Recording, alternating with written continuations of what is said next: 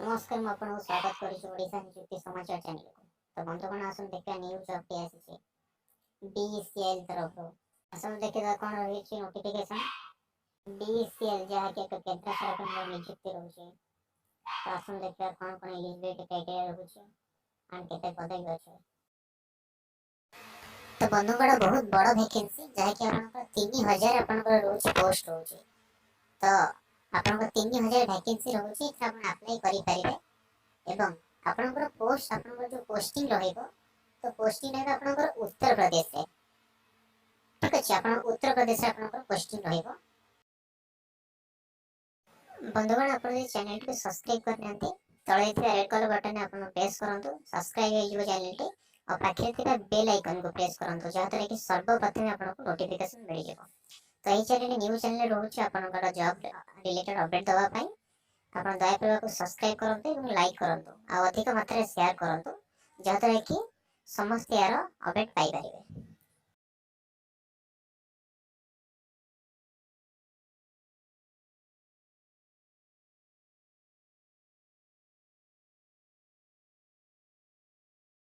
ଆସନ୍ତୁ ଦେଖିବେ ଆପଣଙ୍କର ଭ୍ୟାକେନ୍ସି ରହିଛି। ତ ଆପଣଙ୍କର ଆଡଭର୍ଟାଇଜମେଣ୍ଟ ରହିଛି। ଆପଣଙ୍କର ଆବେଦନ ଷ୍ଟାର୍ଟ ହେଇଯିବ 6/9/2019 ରୁ, ଲାଷ୍ଟ ରହୁଛି 16/9/2019 ପର୍ଯ୍ୟନ୍ତ।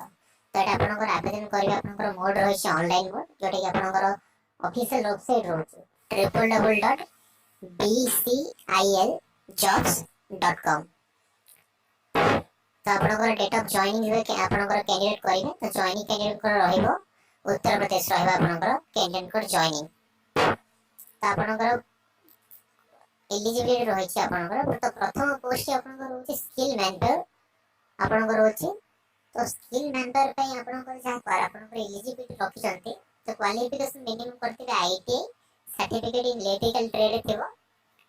ତ ତା ସହିତ ଆପଣଙ୍କୁ ଯେଉଁ ସାର୍ଟିଫିକେଟ୍ ଆପଣ ପାଇଥିଲେ ସେଇଟା NCVT ଆଉ SCVT ରେ ଆପଣଙ୍କର ହାୟର ଟେକ୍ନିକାଲ ଡିଗ୍ରୀ और डिप्लोमा आपनकर इंजीनियरिंग ହେଇଥିବ।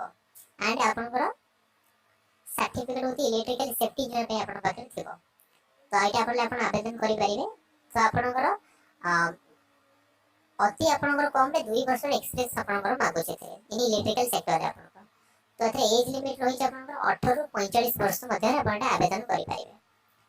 तो एथे आपनकर मिनिमम आपनकर जो रिक्वायरमेंट होचे रहउची 1500 रिक्वायरमेंट आपनकर रहउची। तो आपनकर एटा सैलरी आपनकर जो आपनकर मेंशन करा जायछि 9381 टका आपनकर मेंशन करा जायछि।